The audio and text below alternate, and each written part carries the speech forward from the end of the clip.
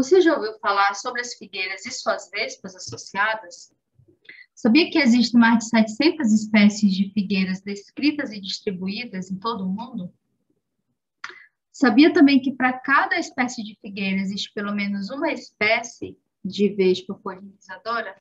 E que além dessas vespas polinizadoras, outras vespas, elas também se beneficiam dessa interação mutualista? Hoje a gente vai falar um pouco sobre as comunidades de vespas de figo na região tropical. Eu me chamo Eunice Souza, sou docente do programa de pós-graduação em Biologia Comparada e sou orientada pelo professor Rodrigo Pereira. Então, as vespas e as figueiras, elas apresentam um mutualismo obrigatório, né? Isso porque uma depende da outra para completar o seu ciclo de vida, né? Então, a planta, quando ela está receptiva, ela libera voláteis, compostos voláteis, que irão atrair essas vespas. Quando as vespas chegam até a figueira, né, elas já trazem pólen de uma outra planta e elas já estão fecundadas. E elas vão acessar o interior do sicônio a partir de uma abertura que esse sicônio vai apresentar, chamado ostilo. Dentro do sicônio, essas vespas, elas irão polinizar as flores femininas, né? E em alguma dessas flores, elas também realizam a oviposição. Quando elas ovipõem, elas induzem o desenvolvimento de galhas, né? E é dentro dessas galhas que a prole irá se desenvolver. Quando essa prole ela completa o desenvolvimento, os machos emergem primeiro, procuram galhas com fêmeas, copulam com essas fêmeas e, em seguida, eles fazem uma abertura na parede do figo por onde essas vespas irão sair desse sicônio. As vespas fêmeas, quando elas emergem, elas coletam pólen, aquelas que apresentam o comportamento de coletar pólen, e saem do figo pela abertura realizada pelo macho. E elas procuram uma nova planta receptiva para iniciar esse ciclo.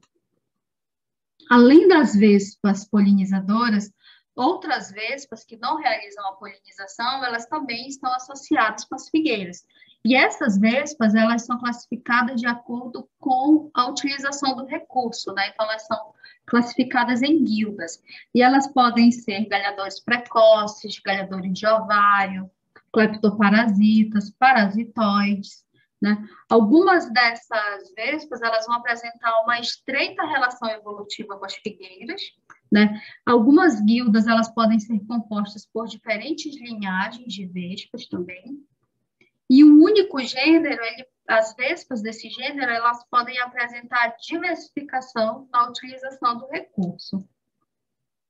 Então, os nossos dados sobre as comunidades de vespas de figo da região neotropical, né, associadas à seção americana, eles nos mostram que essas vespas são fortemente associadas com as espécies hospedeiras. E isso sugere uma colonização do hospedeiro, né, e posterior diversificação ainda no hospedeiro. Algumas dessas vespas, elas vão apresentar um nível de especialização maior, né? E essas que se apresentam mais especializadas, elas compartilham história evolutiva, né, mais estreita com relação às espécies hospedeiras. E isso nós observamos nas vespas da subfamília Psychophagidae, que elas apresentam uma estreita relação evolutiva com os hospedeiros.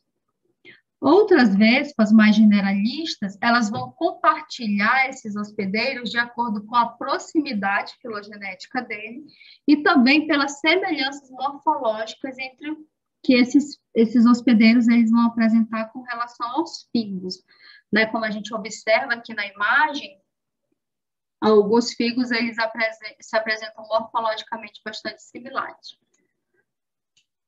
As comunidades de vespas de figo da região neotropical, elas apresentam uma estrutura modular, e essas comunidades são estruturadas principalmente pelas espécies hospedeiras, né? Esses módulos, então, eles vão ser estruturados principalmente pelos hospedeiros. A distribuição geográfica e a proximidade filogenética, elas também contribuem para essa estruturação, mas elas vão apresentar um efeito secundário. E nós agradecemos a CAPES pela bolsa durante uma parte desse doutorado, e a USP ao programa de Biologia Comparada e ao Laboratório de Biologia Reprodutiva de Ficus, pela oportunidade de desenvolver esse trabalho.